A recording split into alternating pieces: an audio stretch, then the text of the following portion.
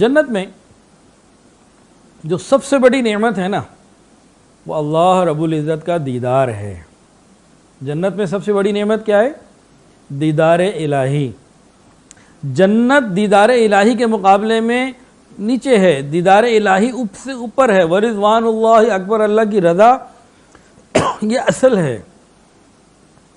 تو جنت بے حد خوبصورت ہے۔ جب جنتی لوگ جنت میں جائیں گے تو جنت کو اور جنت کے جو حور اور غلمان ہوں گے ان کو دیکھ کر 70 سال 70 ایئرز ٹکٹکی باندھ کے دیکھتے رہیں گے۔ کتنی خوبصورت مخلوق، پہلی دفعہ دیکھیں گے تو اتنا حیرت ہوگی۔ پھر ایک وقت آئے گا کہ جب یہ جنتی اللہ تعالیٰ کا دیدار کریں گے، دیدار کر کے جب واپس آئیں گے، اب جنتی مخلوق ان کو دیکھے گی تو 70 سال تک دیکھتی ہی رہے گی کہ اتنے خوبصورت، کہ انہوں نے تو اللہ کا دیدار نہیں کیا، تو اللہ کا دیدار کر کے آئے ہیں۔ تو وہ ذات جس نے حسن کو پیدا کیا، حضور پاک صلی اللہ علیہ وسلم کو، حضرت یوسف علیہ السلام کو، کائنات کی ہر چیز میں حسن جس نے رکھا، جنت کو جس نے حسین و جمیل بنایا، وہ خود کتنا خوبصورت ہوگا۔ اب سوال یہ پیدا ہوتا ہے کہ جس وقت بندے کو اللہ کا دیدار ملے گا، اس دیدار کو چھوڑ کر واپس جنت میں کیسے مشغول ہوگا؟ جنت کی ساری چیزیں دیدار الہی سے نیچے ہیں، دیدار الہی ان سے افضل۔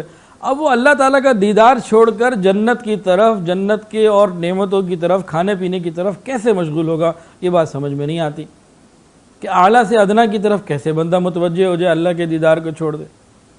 اگر یہ کہا جائے کہ بندے دیکھ کے پھر واپس آ جائیں گے تو یہ بات بندوں کو زیب نہیں دیتی کہ اللہ دکھانا چاہ رہے ہیں، اپنا دیدار کرانا چاہ رہے ہیں اور یہ چھوڑ کے نکل گئے، تو یہ بات بھی سمجھ میں نہیں آتی۔